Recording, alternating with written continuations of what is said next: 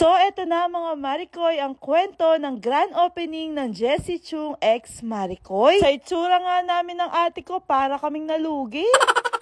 6 PM pa lang yung opening pero 9 AM pa lang ng umaga pumunta na kami dito. Dami pa kasi ang kailangang ayusin at iset-up. Kagising pa lang nga nitong si Jace mga Maricoy, walang ligo-ligo, sinama na namin siya. At kapag pumupunta kami dito, sobrang tuwang-tuwa siya dahil alam niya nandito yung mga pinsan niya. Dito na nga sila kuya ko, kaya itong si Jace may kalaro siya, si Ate Sky. At syempre, nandito na nga din yung ate ko pero wala pa yung dalawang Koreana. Anyway, ang aga nga din palang may dumating na 2 bulaklak galing sa SNS Event and Styling. Nga ako nagpapagawa ng bulaklak sa kanila ngayon mga Maricoy, binigyan nila kami. Congratulate daw nila ito sa amin. Mga angels nga pala ng ate ko, 1 PM pa lang papasok. Pero madami na din kami nandito na nagtutulungan. Tulad nitong si Daddy Tano, mga Maricoy, siya yung nagpaplansya sa mga susuotin namin. Diyan kasi siya pinaka-expert. Kung tatanungin nyo naman kung ano yung tinutulong ko dito, ako yung taga-video. O diba, kakapagod ng ginagawa ko, charot. May bata pa ngang bising dumede. Pakita ko na nga din pala ng mabilisan lahat ng mga tinitinda ng ate ko dito. O lang mga Maricoy, sobrang proud ko sa ate ko. Dahil nga ito yung unang beses na magkakaroon siya ng clothing store. Wala din akong idea sa mga tinitinda niyang pambata. At from the start mga Maricoy, hindi talaga ako nagtitinda ng mga pambata. Pero tignan niyo naman, kaganda yung mga produkto ng ate ko. Sa sobrang daming magaganda, ikaw na lang talaga yung mahihirapan na pumili. Ang kagandahan pa dito sa Jessie Chung x Maricoy, mga Maricoy, good quality, tapos mabibili mo ng napakamura. Kung pagmamasdan mo nga yung tindahan na to, mga Maricoy, hindi mo akalain na yung may-ari ay first time na magtitinda ng mga damit. Syempre, tinulungan ko lang siya, inalalayan ko lang siya, pero siya lahat po yung may gawa niyan. Siya lahat nag-ayos, sa kanya lahat idea, siya lahat yung nag-design. So, talaga siguro kaganda yung kalalabasan kapag nagtutulungan yung mga magkakapatid. Anyway, pagsapit nga pala ng lunchtime, nakaramdam kami ng gutom, kaya kumain na muna kami dito sa may Cafedia. Halos mga pinsan nga namin yung kasama namin na tumutulong sa amin. Balik naman namin sa store, ayan, itutuloy ko na ang pagpapakita ko sa inyo ng mga tinitinda dito. Sobrang daming magagandang pambata, mga Maricoy, parang gusto ko ulit magkaanak. Aditano, baka naman. Dito kasi sa toddler section, mga Maricoy, halos wala nang kasya itong si Jace. Toddler pa lang siya pero ang laki-laki niya at hindi na nga magkasya itong mga dress sa kanya. Pero yung kids section na may mga sizes, kasyang-kasya ni Jace. 1,000 pesos nyo mga Maricoy, madami na pong mabibili dito. Halos presyo ng mga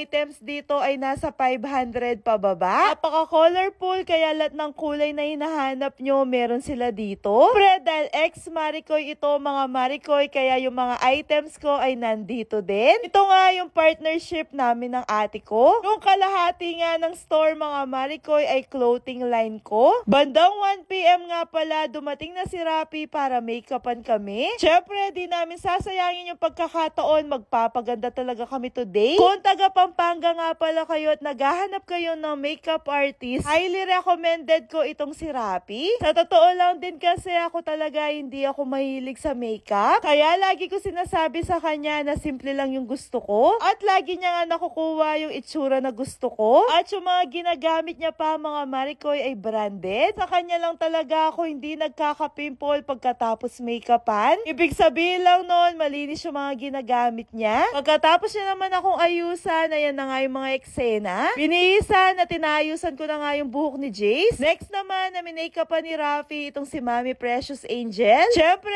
dapat kaming tatlo ay nakaayos at maganda today. Ito nga pala yung unang suot ko na naisipan ko suotin. Bagong dating nga pala namin yan na cohorts na 3-in-1. Ito si Jace naman, naka Maricoy shirts na pambata at pantalon na galing mismo dito sa shop. Sabi nga pala ni Daddy Tano, buksan ko daw yung suot ko at magtakin ako. Kaso hindi ako mapakali sa sobrang laki ng puson ko. Kaya hindi na ako nagpatumpik-tumpik pa mga Maricoy. Naghanap nga ako dito ng pwede kong suotin. At ayan na nga yung napili ko na pinlansya ni Daddy Tano. Buti na lang itong si Jace, napaka-behave niya. Kami ni Daddy Tano ay nakakakilos ng maayos. Na nga si Mami Precious Angel na nagpakulot-kulot effect pa nga sa buhok niya. Siya nga din po pala yung magiging kahera ngayong opening. Kasilip ko naman sa labas, tignan nyo naman ginawa ng dalawang to. Kinuha nga nila yung balon sa kabila dahil tapos na daw yung binyag. Di na nga daw gagamitin at sayang naman kung itatapon lang. Sunod naman na minake pa ni Rapi, syempre ang owner ng shop na to. Habang inaayusan nga yung ate ko, dumating na nga din yung Shakarin Sweet Choices. Sila nga yung kinuha ng ate ko para sa catering services. Minuto lang yung nakalipas, tapos na nga ding ayusin itong ate ko. Ang sabi ni Rapi, parehong-pareho daw kami ng ate ko ng gusto. By the way, mga Mariko, hindi po ito yung unang beses na naging partnership kami ng ate ko. Simula bata pa kami ay magkasangga na talaga kami sa lahat ng bagay. Business ko nga po dati na clothing store, siya po yung nagpipinan sa akin. Oo, sa business partnership talaga mga Marikoy. May mga times na may hindi kami pinagkakasundo, pero lahat ng yon ay napag-uusapan naman namin ng maayos. At lahat nga kaming magkakapatid kasama si Mami Precious Angel na asawa ng kuya ko at si Daddy Tano na asawa ko ay magkakasundo. Wala kaming ibang pinagdadasal sa pamilya namin kundi lahat kami ay maging successful.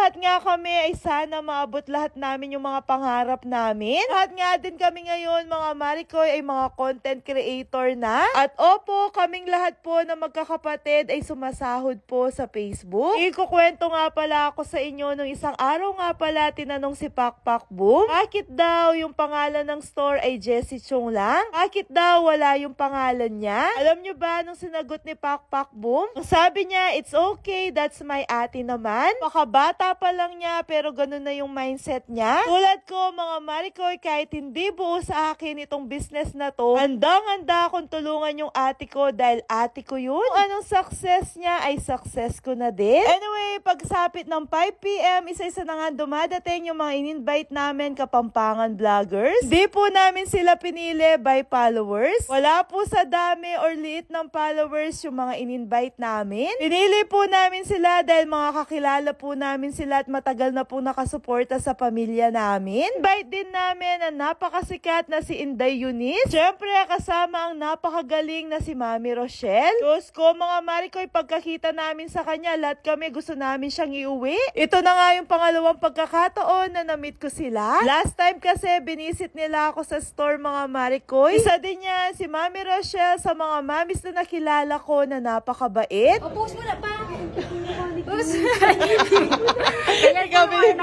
Lagi niya nga sinasabi sa akin na humanga daw siya sa mga DIY ko. Lagi ko naman sinasabi sa kanya na mas humahanga ako sa kanya. Itong mga babae naman na to ay mga kaibigan ko at sobrang mahal ko po sila. Lalo na itong si Maslam na buntok, si Mami Lovely Bakes. Mami pa, wala lang sila sa video. At in-invite din namin si Mami Bell. O, nanano ka pa Jo, igogo mo ni. Nandito din si Mami Rose na first time kong ma-meet. Tapos si Jolay Vlogs naman ay mama po siya ng classmate ni Jace. At pareho po kami hindi naka-attend sa Halloween party at recognition ng mga anak namin. Ayan nga din palang napaka-cute na si Baby Arkia. Kumuha nga din pala kami ng clown na magtituwis ng mga balloon ay pamimigay sa mga bata. Nandito nga din pala si Uno na magiging host namin. Madami nga na late mga Marikoy sa mga in-invite namin dahil grabe daw yung traffic. Kaya habang hinihintay namin yung ibang, sabi ko sa mga nandito na ay kumain na muna sila. Dito nga pala sila kumakain sa May Play area. Kami nga mga bata kaya para tuloy children's party. Tignan naman si Mami Rochelle mga Marikoy, may mga regalo siya sa mga co-mamis niya na nandito. Akala tuloy nila mga Marikoy siya yung nag-opening.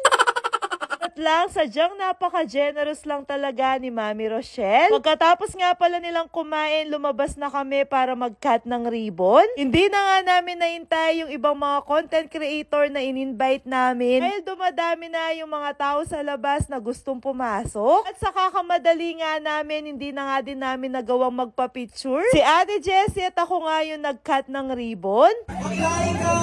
Go, go, go, go!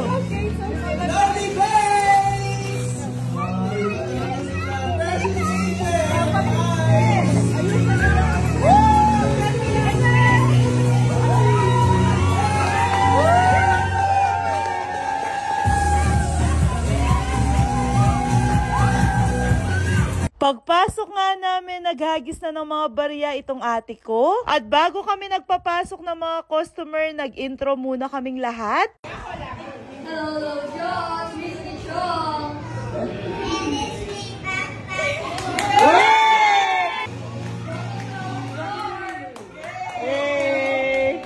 Sa totoong buhay po mga Marikoy, kapag madaming tao, mayayain po itong si Ate Seiya. Lahat po kaming nandito nagkaroon ng pagkakataon para magpakilala at mag-intro.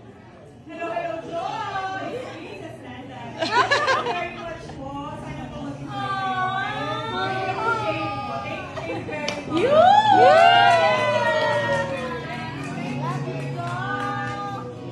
Nagpa-free shopping po kami sa mga content creators na nandito. At nagpapasok na din kami ng mga customers, kaya kasabay nilang nagsha-shopping yung mga content creator. Kahit malaki po yung pwesto na to, nililimit po namin yung mga taong pumapasok. Dumating na nga din pala si Asheng, mga Marikoy, na late nga sila kasi ang layo pa ng pinanggalingan nila. Kaya sobrang na-touch talaga kami sa kanila dahil nag-effort pa talaga sila para pumunta dito. Ang dami nga pala nagtatanong kung bakit dito daw mag-open ng store yung ate ko. Na daw yung market namin dito kasi napakalayo daw sa madaming tao. Idea Town Clark ito, mga Marikoy. Hindi nga siya usual na lugar na tinatayuan ng clothing store. Pero alam nyo ba, every night napakadaming tao dito. Yung Dia Town po ay merong Cafe Dia, tapos meron ding pasyalan. It nga din palang dumating si Gemaline Marites. Pero ang importante ay pumunta siya at nakarating siya dito. Pagod na nga kaming lahat, pero napawi lahat yung pagod namin pagkakita namin sa mga tao. Pansin ko nga si Maslam na parang kanina pa umiikot. Lahat daw kasi ay gusto niyang kunin dahil lahat daw ay bagay kay Bella Court. Natapos nga palang kumain ni Asheng, namili na nga din siya ng mga damit. At ang Manalo Twins nga po pala ang pinakalas na dumating. Halos lahat nga sila, mga Marikoy, na late dahil nga last day ng pangangampanya. Hindi na nga din po nakarating si Mami Maika at Mengay, pero madami pa namang araw na pwede silang pumunta. Tapos nga palang mag-shopping ni Asheng, nagpakilala siya. At pagkatapos siya naman magpakilala, mga Marikoy, gumanti siya sa amin. Kosko, mga Marikoy, niyaya niya kaming sumayaw. Buong araw nga na nandito kami sa store, dito talaga ako na pressure. Kasi nga kami dalawa ng ate ko ay parehong hindi marunong sumayaw. It's simpleng steps lang yan, mga Marikoy, hindi talaga namin magawa-gawa ng ate ko. Kaya nagnanay-tatay na lang kami.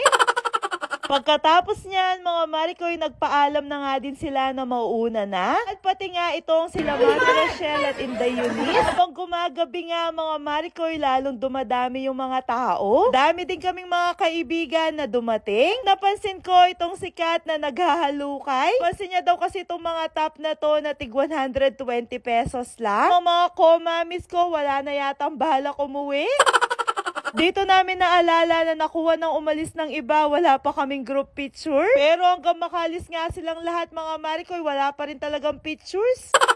At eto na yung mga eksena nung closing time na. Nag-party-party na nga kami, mga Marikoy, dahil successful ang grand opening ng Jessie Chung X Marikoy. Maraming salamat po sa lahat ng mga pumunta, sa lahat ng mga sumuporta, sa lahat ng mga bumili, sa lahat ng mga nag-effort. Ito na po yung best na mga offer namin sa inyo. Good quality na damit, pero sa abot kaya na presyo. At nga pala namin ng ate ko, by yours truly po yan. Available po yan sa dalawang tindahan. Katapos nga ng mahabang araw, kumain na muna kami bago umuwi. At midnight na ito, mga Marikoy, pero lahat kami ay napaka-energetic pa rin. Nagutom nga kami at napagod, pero ang importante, napakasaya po ng mga puso namin. Maraming salamat din kay Daddy Tano na napaka-supportive at tagabantay sa mga bata.